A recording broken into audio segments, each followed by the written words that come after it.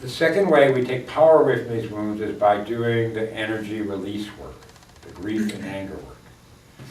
You know, because emotions are actual energy that manifests in our body, and so we want to be able to start releasing it because it's repressed and suppressed and under pressure. That's why it's like a landmine.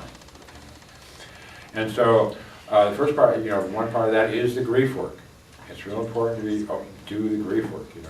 And we have, that's part, again, where the observer is really helpful, because one of the things the ego does, in childhood we learned that feeling anything too strong was not okay, you know, including too happy. We got punished for being too exuberant and happy, you know, time.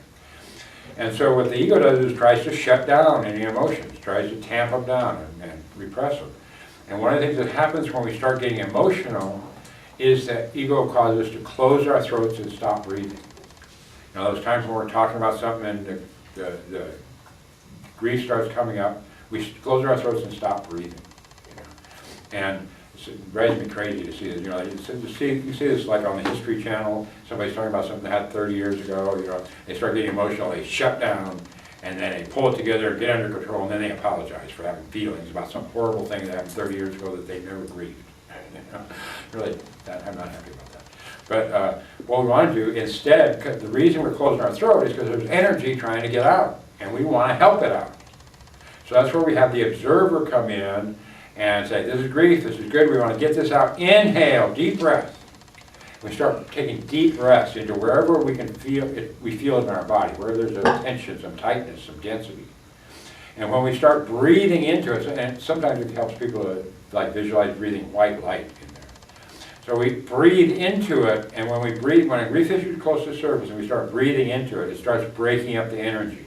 Little balls of energy start breaking out. That's what sobs are, is little balls of energy.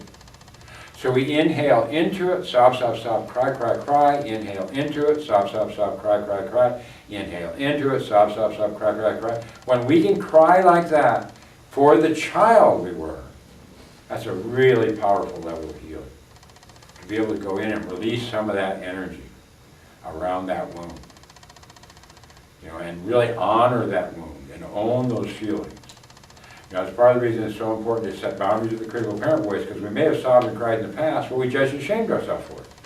That wasn't a healthy release process, you know. And we may have sobbed and cried and thought it was all about the last relationship. If we're doing that, we're just looking at the tip of the iceberg. You know, because we've got all these repeating, we've got all these abandonment wounds that have just been repeated over and over again. We've got a whole stack of abandonment, a whole stack of betrayal.